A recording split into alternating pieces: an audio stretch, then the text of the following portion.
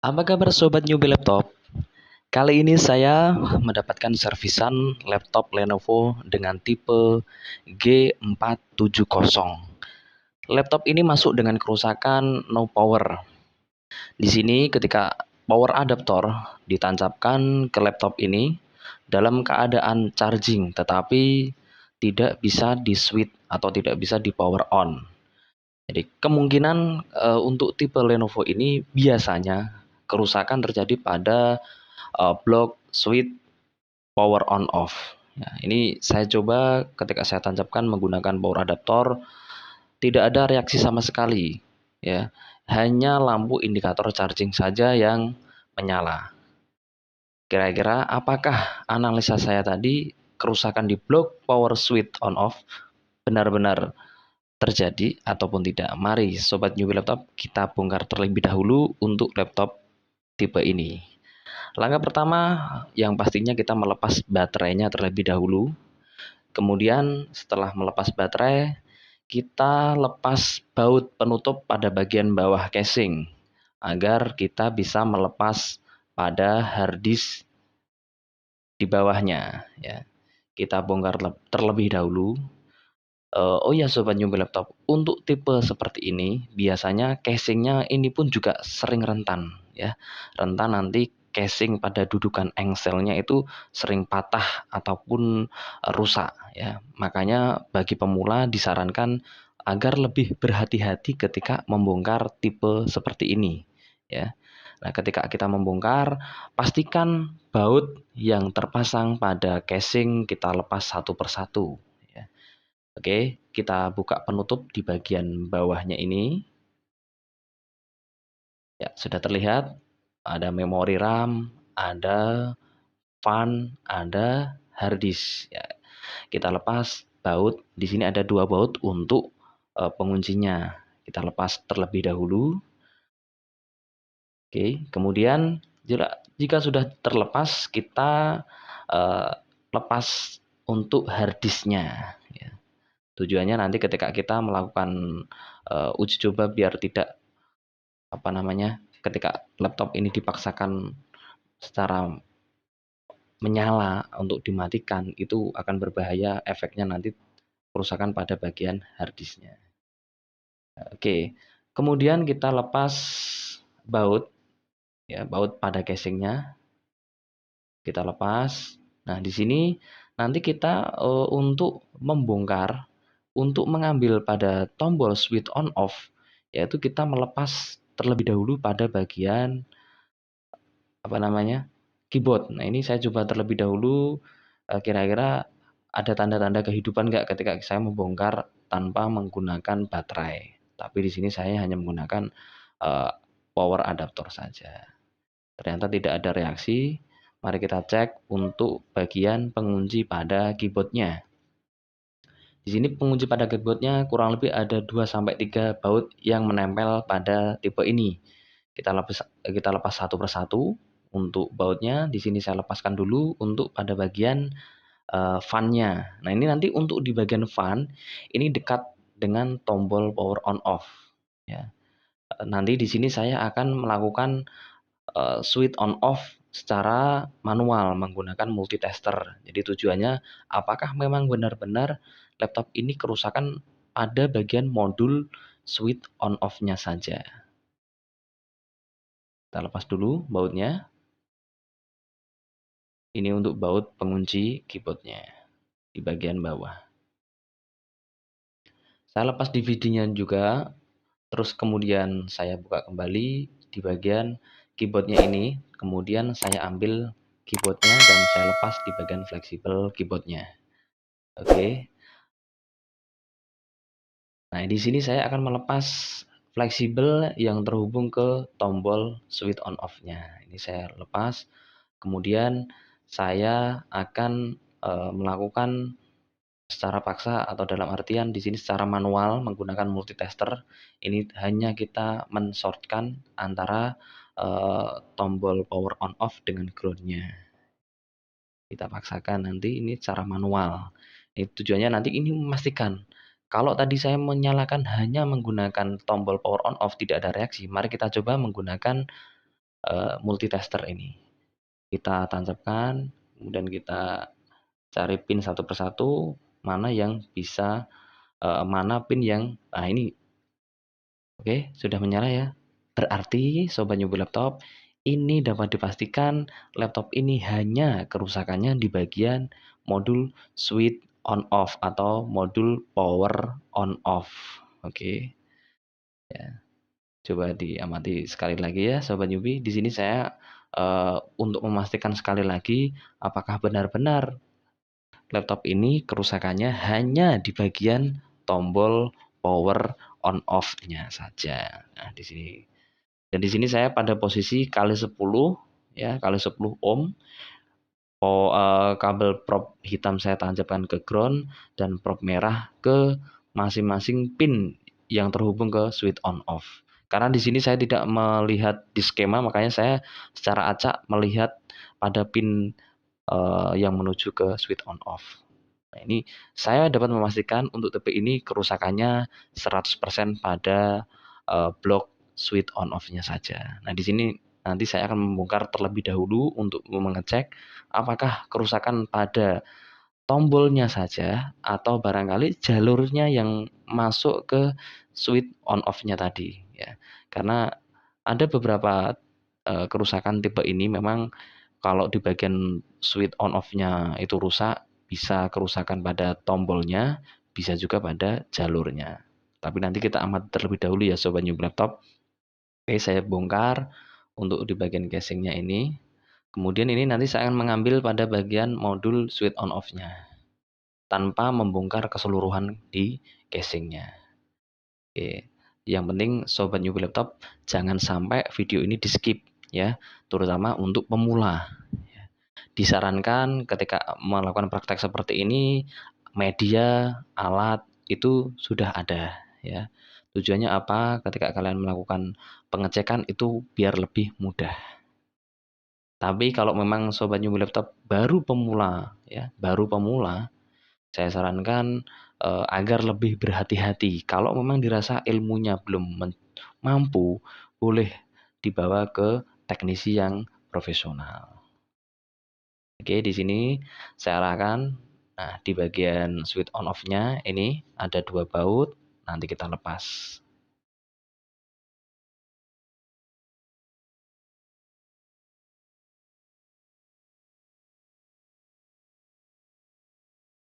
Ya, kita lepas.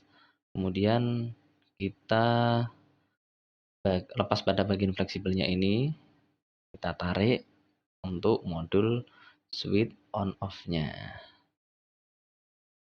Ya, ini Sobat Newbie. Nah, ini nih eh, biang keladinya atau ya memang eh, analisa yang saya lakukan tadi memang kerusakan di bagian modul switch on off-nya. Boleh kalau Sobat Newbie Laptop memang dirasa mempunyai rangkaian modulnya ini untuk tombol switch on off-nya sudah ada, langsung diganti nggak apa-apa. Tapi kalau memang Sobat Newbie Laptop tidak mempunyai modul ini secara utuh, boleh nanti kita cek satu persatu. Nah, ini saya buka di bagian belakangnya. Biasanya jalur di sini ada yang korosi atau berjamur Sobat Newbie Laptop. Coba ini saya dekatkan. Nah, ini kelihatan ada satu pin jalur di sini yang memang kelihatan korosi. Ini tipe ini memang sering Sobat Newbie Laptop. Kerusakannya terjadi pada eh, jalurnya ini yang memang berjamur dan korosi. Ini karena kalau jalur korosi seperti ini mengakibatkan jalurnya menjadi putus. Nah, nanti ini solusinya kita bersihkan terlebih dahulu untuk bagian jalurnya, kemudian kita apa namanya? eh, Kalau bahasanya kita kerok ya atau apa ya kalau bahasanya? Oke, kita eh, gesek-gesek ini menggunakan pinset. Nah, tujuannya apa? Saya akan eh, menghilangkan cat biar jalur yang pada bagian tembaga tadi akan saya solder ulang, kemudian akan saya jumper untuk eh, jalur yang putus tadi. Nah, ini saya gesek-gesek ini terlebih dahulu untuk memastikan apakah benar jalurnya ini putus atau tidak. Nanti saya akan membersihkannya menggunakan thinner ya. Nah, ini ada bekas lemnya juga untuk lem di bagian isolasi warna hitam tadi.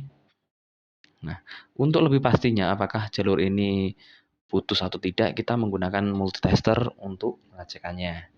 Nah, mari kita cek jalurnya. Nah, di sini jalur seharusnya ini terhubung Sobat New Laptop. Ya, ternyata saya cek ini enggak terhubung. Nah, ini tidak ada tanda-tanda terhubung. Berarti dapat dipastikan memang rusak. Kita harus melakukannya penjamperan menggunakan kabel jumper. Oke. Pokoknya disimak terus Sobat New Laptop. Nah, ini. Oke. Kita siapkan terlebih dahulu untuk tinernya. Di sini saya pakai thinner super untuk membersihkannya. Karena tadi saya sudah bersihkan biar jalur pada bagian tembaganya tadi kelihatan. Nah, di sini Sobat New Laptop. Oke. Kelihatan ya, ini ada pin yang berjamur tadi, ini ya, yang pin yang berjamur tadi itu dia putus. Jadi jalur yang masuk untuk switch on off-nya tadi atau tegangan yang masuk 3,3 volt itu tidak sampai ke tombol power. Seperti itu.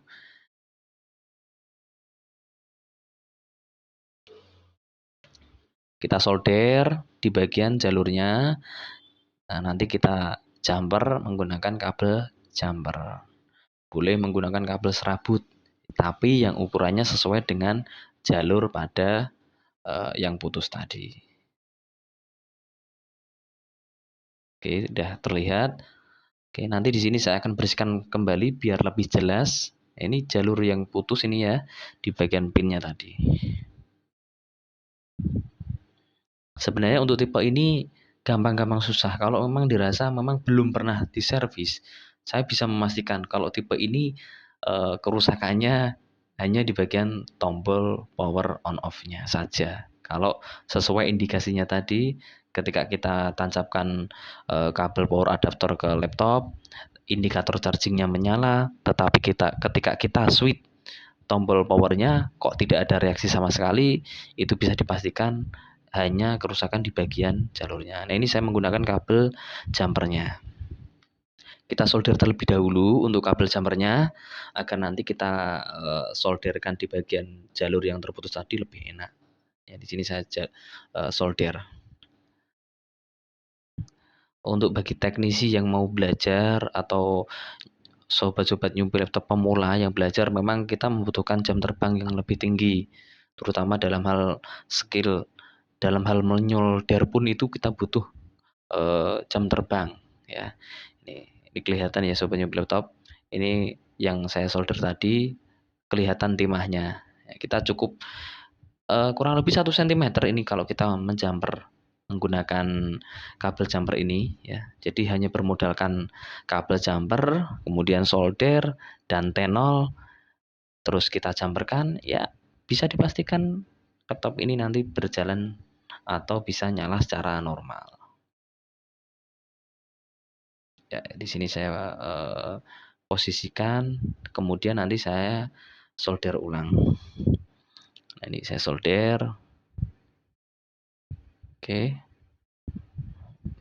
Tidak usah dikasih tenol karena tadi sudah kita kasih tenol sebelumnya ya, tidak perlu ditambahi biar nggak terlalu terlalu banyak tenol, itu ya juga kurang bagus kalau seperti ini, biar rapi. Nah, oke, kita jumper di jalur berikutnya yang terputus tadi, kita solder ya, kita cukup solder seperti ini. Kalau memang solderan kita ternyata kurang bagus, kita kasihkan flux sedikit biar sedikit mengkilap dan nanti tenol akan merata.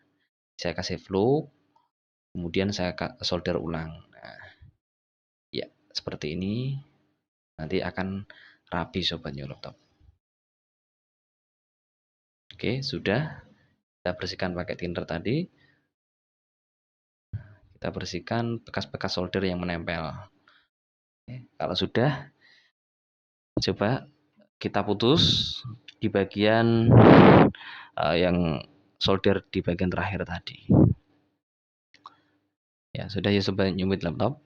Nah, coba sobat newbie laptop amati pastikan kalau menyolder usahakan yang rapi ya, seperti ini. Oke, sudah. Kalau sudah rapi, kelihatan lebih jelas ya Sobat New Laptop. Oke. Ya, kita kembalikan seperti semula. Ya, kita kembalikan alat-alat pada posisi semula. Kemudian kita akan melakukan yaitu testing atau uji coba. Apakah kerusakan yang kita perbaiki ini tadi benar-benar berhasil atau tidak ya. Kita pasangkan terlebih dahulu di bagian konektor switch on off-nya. Ya, kita pasangkan. Oke. Kalau sudah, mari kita coba. Apakah bisa menyala Sobat New Laptop?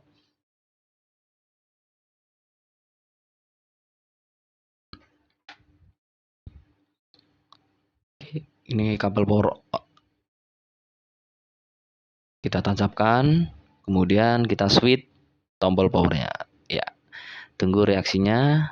Ini sudah LED-nya sudah menyala.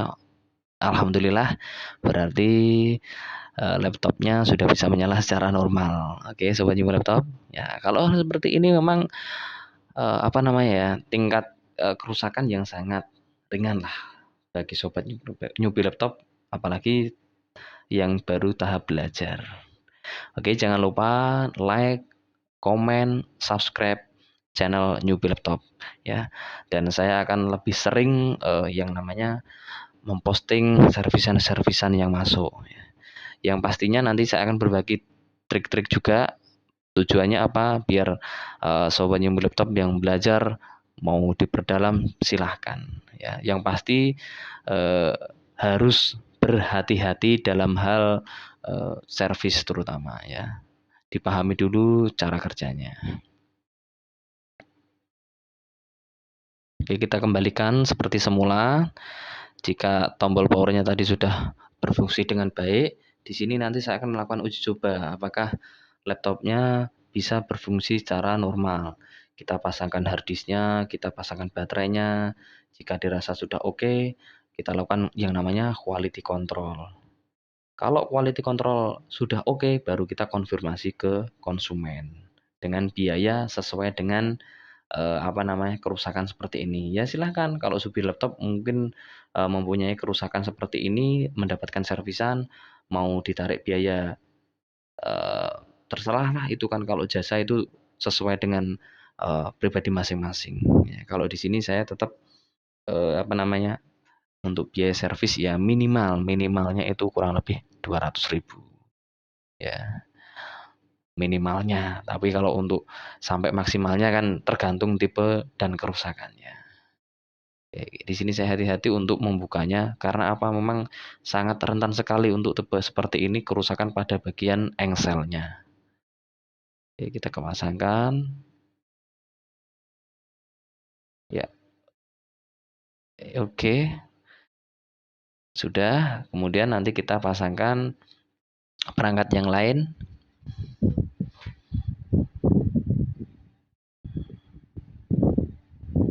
Ya, ini kita pasangkan keyboardnya. Ya, seperti ini. Oh ya, Sobat Laptop, pasti Sobat Newbie Laptop ada yang bertanya, kira-kira seperti ini apakah ada yang gagal atau tidak? Ya, pastinya kalau servisan itu eh, pastinya ada yang gagal. Nah, di sini saya memposting yang berhasil tujuannya apa? Untuk tahap belajar. Kalau memang Sobat Newbie Laptop pengen merasakan pahit dan getirnya seorang teknisi ya dicoba saja karena seperti ini servisan itu pun tidak secara langsung secara dalam artian itu belum pernah diservis. Terkadang sudah 2 sampai 3 teknisi yang sudah diservis seperti itu pun kita juga gagal. Itu pun juga sering kalau kita mentok sampai ke tingkat chipset. Kita konfirmasi ke konsumen, ternyata konsumen berat hati dengan biaya yang nominalnya cukup besar. Otomatis kita cancel, kita kembalikan. Masalahnya apa? Ketika konsumen itu dirasa nilainya kok hampir mendekati laptop second, kebanyakan konsumen itu lebih baik membeli laptop second daripada memperbaiki laptopnya. Itu kalau untuk wilayah saya seperti itu. Tapi kurang tahu mungkin kalau di wilayah sobat nyubi laptop itu seperti apa. Oke. Ini saya baru nyari bautnya ini untuk yang sesuai untuk tipe ini. Biasanya untuk baut fan-nya ini yang berbeda. Ini ternyata nggak sama sobat nyubi laptop. Saya ambil lagi untuk bautnya. Ini bautnya memang agak kecil, pendek gitu. Oke, ini ada 3 baut kalau untuk yang tipe ini di bagian fan-nya. Nah, ini kelihatan fan-nya juga berdebu. Ini nanti pastinya saya juga membersihkan. Tapi kalau di tutorial ini saya cukup memberikan tutorial. Tapi kalau dalam keadaan sudah terbongkar seperti ini, biasanya saya juga melakukan cleaning. Ya, kita bersihkan pada bagian fan-nya debu-debu yang menempel dan yang menempel pada heatsink fan-nya juga. Tujuannya apa? Biar sirkulasinya lebih baik. Oke, kalau sudah harddisk tadi sudah dipasang, mari kita coba apakah laptop ini bisa tampil dan bisa masuk sampai ke Windows-nya. Oke, sudah kita tekan tombol untuk power on off-nya. Ya, kita lihat. Oke, bisa tampil sobat nyubi laptop. Nah, kalau seperti ini nanti kita tinggal buatkan nota ya. Untuk garansinya bebas, untuk garansi bebas. Bebas dalam artian terserah sobat nyubi laptop sesuai dengan kemampuannya. Kalau dirasa sobat nyubi laptop seperti ini bisa menjamin sampai 1 bulan ya silahkan. Tapi saya bisa meyakinkan kalau seperti ini, kalau kerusakan seperti itu saya bisa menjamin lebih dari 1 bulan. Saya berani dalam hal garansinya. Ya. Oke. Kita tunggu sampai proses booting masuk ke Windows.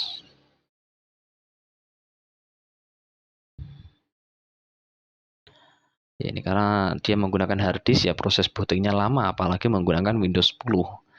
Ya, kalau kita pakai SSD mungkin tidak sampai 30 detik bootingnya sudah sampai ke sistem operasi atau posisi standby di Windows-nya. Oh ya, nanti di video-video berikutnya mungkin saya akan berbagi tips atau berbagi tentang perbandingan antara SSD dan harddisk. Oke. Ya, udah. Ini karena prosesnya juga lama. Terima kasih Sobat Jumbi Laptop atas partisipasinya sudah menonton video saya. Sampai bertemu di video-video berikutnya. Terima kasih. Wassalamualaikum warahmatullahi wabarakatuh.